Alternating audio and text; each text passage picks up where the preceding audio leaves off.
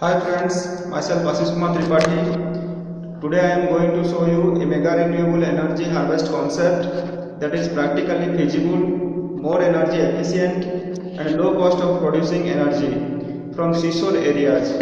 This is my third figure with front and side views. So let us see the concept. So this is the concept. So from sunlight and wind power we will generate energy.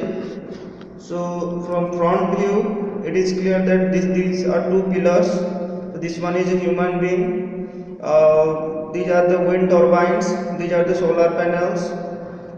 So all those solar panels are present in a stacked position. So this one is the side view. From side we can see it is based on a triangle principle. So the human being will rest beneath it, and the entire structure will based on some rigid some rigid structure like a concrete and steel infrastructure or carbon fiber, whatever it may be. So this is the simple plain design which is practically feasible. It is low cost and we can produce energy from this concept.